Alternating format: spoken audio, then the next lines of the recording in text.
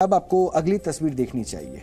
Mafia राज किस तरह से मजबूत हो सकती है एक सरकार की कमजोरी की वजह से, ये आज आपको हम समझाएंगे।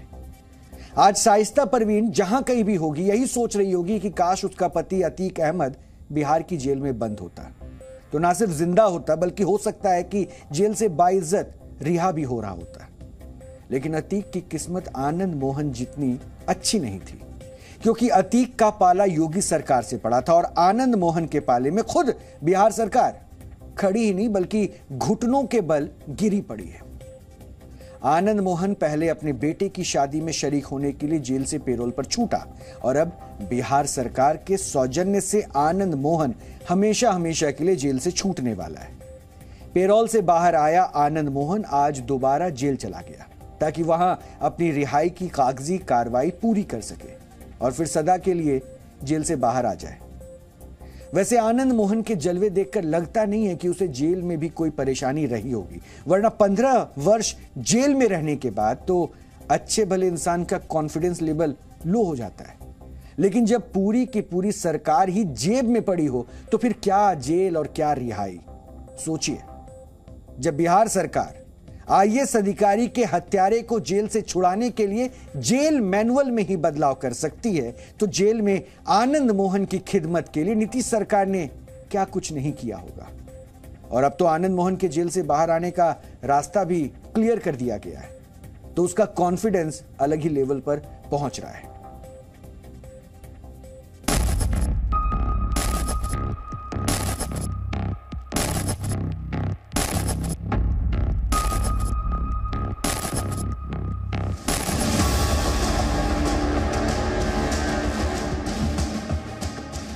आईएएस अधिकारी का हत्यारा जिसे सुप्रीम कोर्ट ने फांसी की सजा सुनाई, उस सजा को पहले उम्र कैद में बदला गया और अब रिहाई में बदल दिया गया। नीतीश बाबू के सुशासन को प्रणाम करना तो बनता है। आज प्रणाम करते हैं, सबको प्रणाम करते हैं, सबको प्रणाम करते हैं।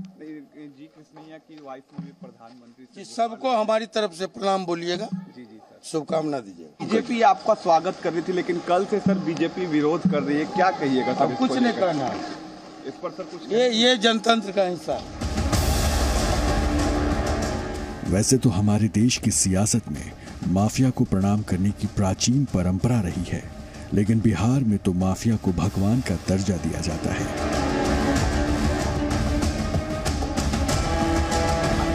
पटना के वेद विद्यालय में मंत्रोच्चार के साथ ये हवन पूजन माफिया आनंद मोहन की रिहाई के पावन उपलक्ष्य में किया गया, जिसमें आनंद मोहन का खुले मन से गुणगान हुआ।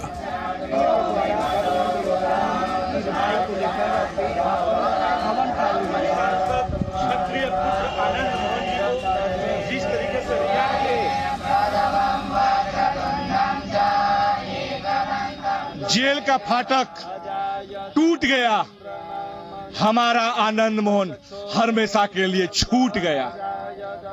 जिन लोगों के द्वारा विरोध किया जा रहा है वह पूरी तरीके से सवर्ण विरोधी है, सवर्ण विरोधी है।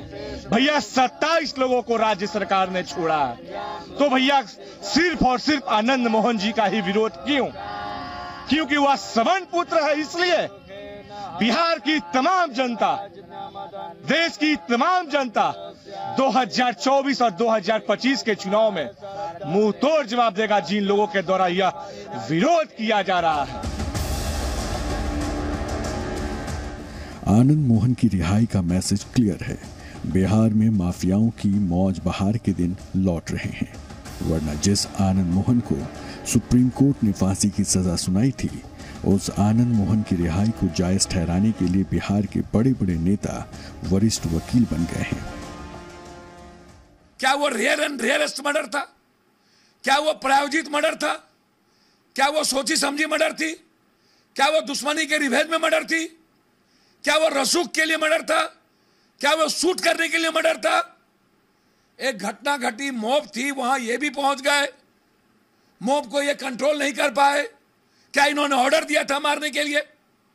उसके बावजूद सर्वोच्च न्यायालय ने आजीवन कारावास लिखा। मुझे लगता है कि क्या 65 साल उम्र के बाद जो 65 साल तक जेल में 14 साल की लाइफ उसने जी, गलत या सही घटना तो घटी, आप थे, सरकमस्टांसेस मारने का नहीं था, लेकिन सर्वोच्च न्यायालय को लगा, उसने दे दिया। पप्पू यादव जैसा वकील अगर आनंद मोहन को पहले मिल गया होता तो आईएएस की हत्या के केस में वो बहुत पहले ही बाइज्जत बरी हो चुका होता। लेकिन चलिए, कोई बात नहीं। बिहार में कानून से भी ऊपर एक चीज होती है जिसे नीतीश बाबू सुशासन कहते हैं। आम लोगों के लिए ना सही, चलिए माफिया के लिए तो सुशासन कह ही सकते हैं। साफ कहा गया है कि सुप्रीम कोर्ट और हाई कोर्ट के निर्देशों के आलोक में इस नियम को विलोपित कर रहे हैं, क्योंकि एक रूपता लानी है इसमें कानून में। 14 प्रदेश में कानून अलग अलग है, दंड विधान अलग अलग है, और इस पर बराबर सुप्रीम कोर्ट का निर्देश था कि एक रूपता है। ऐसा लग रहा है जैसे जेल से रिहा करवाकर चाचा भतीजे की सरकार ने आनंद मोहन को इंसाफ दिलवाया है और आनंद मोहन ने जेल में 15 साल खामा में ही काटे हैं। मजे की बात देखिए कि आनंद मोहन की रिहाई के ऑर्डर पर जेडीयू, आरजेडी, कांग्रेस, बीजेपी सब मिले हुए हैं जी, क्योंकि चुनाव में आनंद मोहन जैसे माफियाओं का मार्गदर्शन सबको चाहिए जी। मोहन जी की रिहाई, वो बेचारे तो बलि के बकरा हैं, वो तो इतनी सजाब हो गए हैं, उनकी रिहाई पर किसी को कोई आपत्ति नहीं है, लेकिन आनंद मोहन जी के आड़ में जो काम किया है ये सरकार, समाज कभी नहीं माफ करेगा। सोचिए, गिरिराज सिंह जैसे नेता आनंद मोहन को बेचारा बता रहे हैं, उसकी रिहाई को उचित ठहरा रहे हैं, लेकिन विरोध करना है इसलिए सिर्फ रिहाई के प्रोसेस पर सवाल उठा रहे हैं। यानी आनंद मोहन की रिहाई का विरोध सिर्फ इसलिए हो रहा है क्योंकि विरोध करना है, वरना ये वही बीजेपी है जो खुद कभी आनंद मोहन को रिहा करने के पक्ष में होती थी। सुशील मोदी जी तो मांग कर रहे थे कि छोड़ दीजिए, छोड़ दीजिए। सियासत तो जो हो रही है हो ही रही है, लेकिन बड़ी बात यह है कि आनंद मोहन की रिहाई हो रही है। बिहार में माफियाओं के अच्छे दिन की नई शुरुआत हो रही है। प्रशांत झा, जी मीडिया।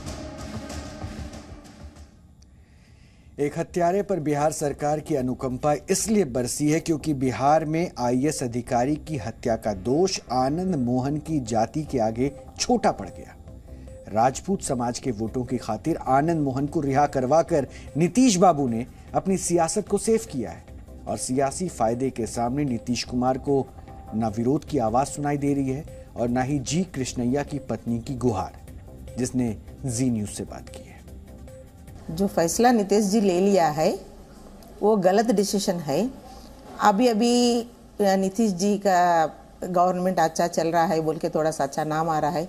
इस समय में ऐसा गलत डिसीजन लेना गलत है।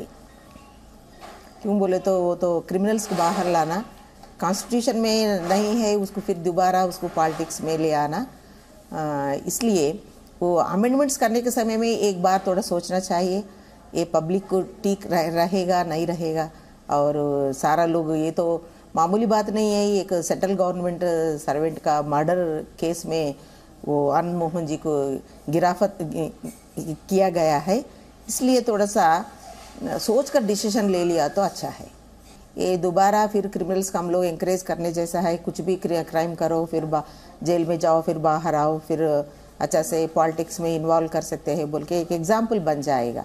It will become a red spot to the politics of the Nitish जी।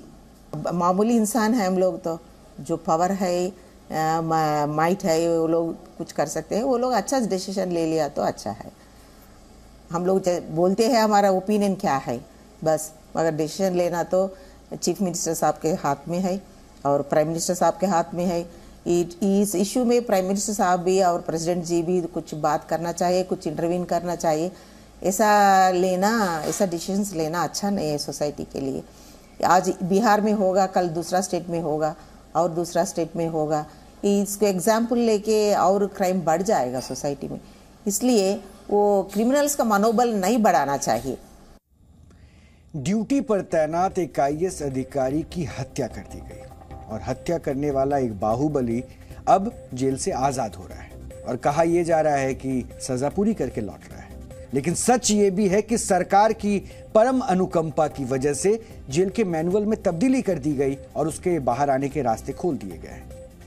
अब आगे क्या है, क्या सच है, ये आप भी बखूबी समझते हैं। और सरकार अगर साथ खड़ी है तो ऐसे माफिया या बाहुबली किस बात से डरेंगे, इसकी पूरी की पूरी पड़ताल आप खुद कर सकते हैं।